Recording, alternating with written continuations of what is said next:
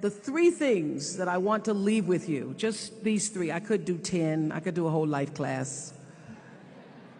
But just these three things will carry you if you let them. First and foremost, knowing who you are. Knowing who you are. Being able to answer this question, who am I and what do I want? So I'm not asking for the roles that you play as daughters. I'm not asking that question. What are the roles that you play as a daughter, as a friend, as a sister? You're going to be a lawyer, you're going to teach, you're going to be a pharmacist. I'm asking the bigger question of who am I? Who am I really? My answer is I am God's child. I am that which is born of all that is. I am, as Pierre de Chardin said, a spiritual being having a human experience. Understanding that because I am connected to the source of all that is possible for me. That's who I am. And what do I want?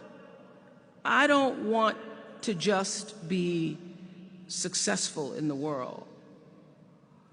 I don't want to just make a mark or have a legacy.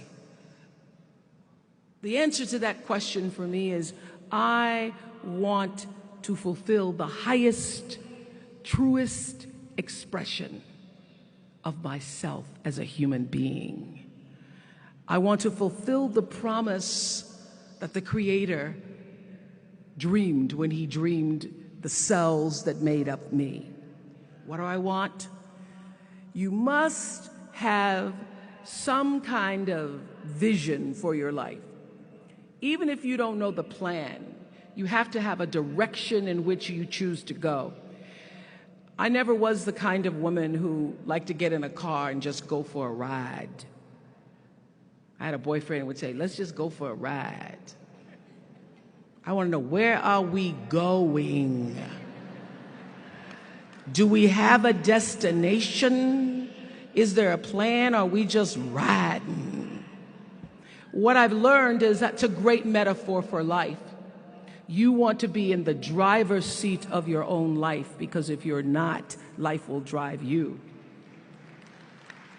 So, knowing who you really are in this space and time that we embody. That's number one. What do you want? Who are you? Number two, you must find a way to serve. Martin Luther King said that not everybody can be famous, but everybody can be great, because greatness is determined by service. Now, we live in a world where everybody wants to be famous and where we admire people for just being famous. We think being known brings us value. The truth is, all of that will fade in time. Service and the significance that you bring to your service is that which is lasting. For many years, I was really just happy to be on TV, and people would stop and say, oh, you on TV? Yeah, I'm on TV. I like being on TV. It's a nice job. And it was about the time that I received my honorary doctorate from Spelman around 1993 that I went back and I took a long look at what it was I was doing on TV and made a decision that I was no longer going to just be on TV, but I was going to use TV as a platform, as a force for good, and not be used by TV. And I will tell you, my decision to make that significant change in the way I operated on television, using television as a service, changed my career exponentially. Service. through medicine, service through art, using whatever it is you produce, your product, as a way of giving back to the world. When you shift the paradigm of whatever it is you choose to do to service and you bring significance to that, success will, I promise you, follow you. Service and significance equals success. That's number 2. Number 3, it's so simple but so hard to do. Always do the right thing. Always.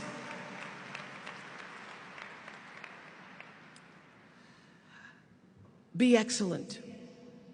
People notice. Let excellence be your brand. Everybody talks about building a brand. I never even knew what that was. When people would say, you're a brand, I would say, no, I'm just Oprah. What I recognize now is that my choice to, in every way, in every example, in every experience, to do the right thing and the excellent thing is what has created the brand. So doing the right thing, even when nobody knows you're doing the right thing, will always bring the right thing to you. I promise you that. Why? Because the third law of motion is always at work. For every action, there's an equal and opposite reaction. That is so true in all of our lives. That's what Newton said.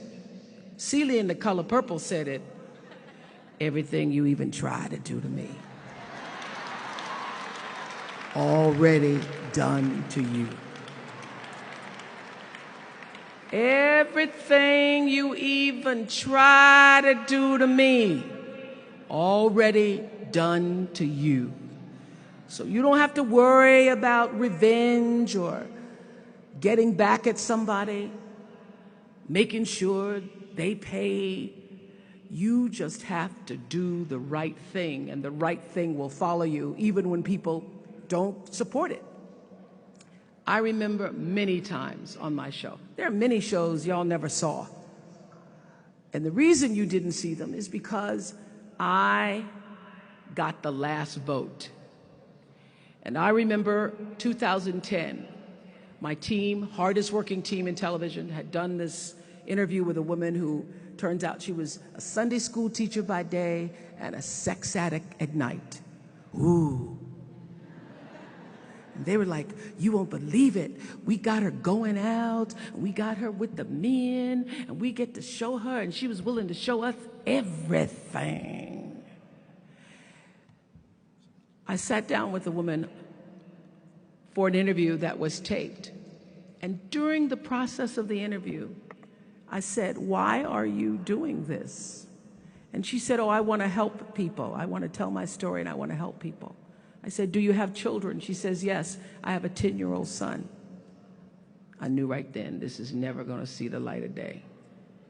So we got off the air and I said to the lady, we are not going to air that show. And she said, why? My producer said, why? She knew she was being filmed. She knew what she was saying. She knows what I said, because her son will never get over it. Her son will never get over it. And it's not worth a rating point to me. Not worth a rating point to me to know that there's a 10-year-old boy who's destroyed because his mother went on the Oprah Winfrey show and told all her business. You do the right thing, even when other people think it may not be. And oftentimes, when you make a decision to do the right thing, immediately you're faced with doubt. Was that the right thing? Was that the right decision? I don't know. Was that the right thing? You always know it's the right thing, when in the end, there is peace. You are rewarded by peace in knowing that you did the right thing.